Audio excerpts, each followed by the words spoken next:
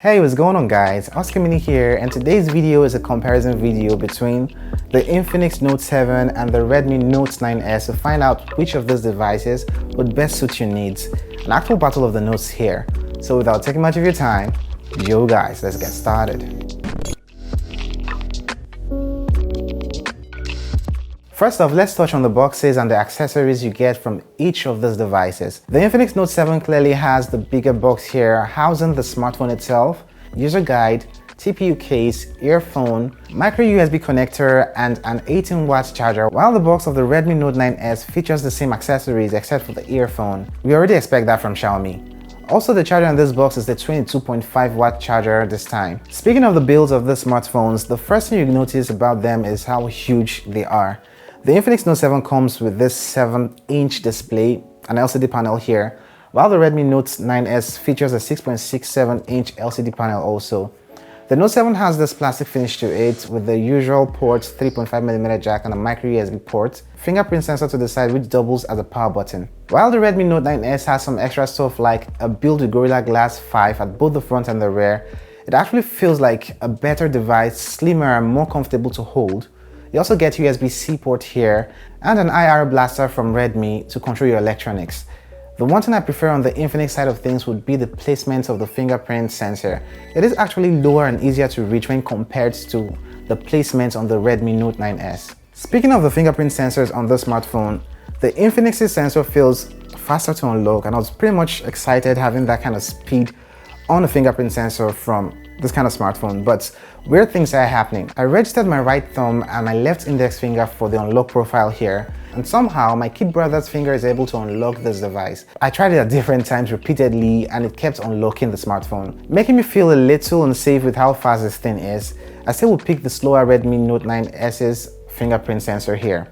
For the speakers, you get a stereo configuration on the Note 7, which is a plus here, but at the same volume you get a better sounding audio coming from the Redmi Note 9S in terms of distinct sound and not as distorted as you'd get from the Infinix Note 7 in my test. So as far as build quality, the Redmi Note 9S would be my go-to device. Like I mentioned earlier, the Note 7 comes with a bigger display here, a 7-inch panel here with a lower resolution at 720p, while the Redmi Note 9S gives you a 6.6-inch LCD panel with a full HD 1080p resolution. At this point, you obviously would think the Note 9S has a way better display, but honestly, it wouldn't really be noticeable for an average consumer. I personally prefer the more resolution packed into the Redmi Note 9S though. Before I talk about performance here, let's get the specs for these devices out there. The Infinix Note 7 I have here is the 4GB 64GB variant, running on the MediaTek Helio G70 processor, and by miles one of the best devices here they've made, like the best devices I've used, I tested from this brand. Moving over to the Redmi Note 9S, we have the all-new Snapdragon 720G processor, 6GB of RAM in this variant here, and 128GB of internal storage. In terms of the Antutu benchmark scores, you get around 194,000 for the Infinix Note 7 and around 274,000 for the Redmi Note 9S. No doubt the Redmi Note 9S is a better performing smartphone. The chip here is actually better in a lot of ways, which I might not get into in this video. In terms of feel, I prefer the MIUI from the Redmi to XOS from Infinix, and both skins run on top of Android 10 on these smartphones. Now speaking of the performance here, here's a speed test run for both devices.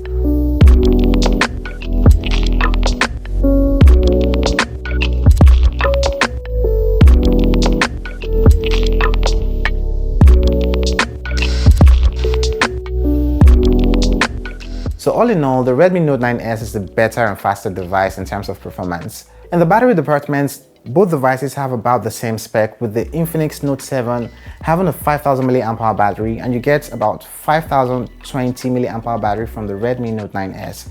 You tend to get a little more battery at the end of the day from the Redmi Note 9S here, but not something I'd really say is far from what you'd get from the Infinix. Both have support for fast charging, hence you'd be able to juice up these devices in under 2 hours.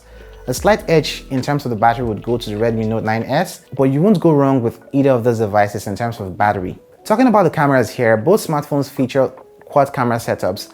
For the Infinix, you get a 48-megapixel main sensor, 2-megapixel macro, 2-megapixel depth sensor, and one extra camera which is just there from the rear. It's also slapped with a 16-megapixel front-facing camera while the Redmi device has a 48 megapixel main sensor, 8 megapixel ultra wide, 5 megapixel macro, and a 2 megapixel depth sensor. You also get a 16 megapixel front facing camera from the Redmi device. So in terms of the rear camera, you get more options from the Redmi, by which I mean you get the ultra wide feature, you also get the macro. In terms of the macro, I would say to get a better macro lens from this one, I wouldn't use the macro on the Infinix device actually. There's nothing to talk about the ultra wide as you only get it from the Redmi here, and you do not get that on the Infinix device. Let's just talk about the main lenses from those devices. I would summarize the photos coming from those devices in a few words and then give you a handful of photos to judge for yourself.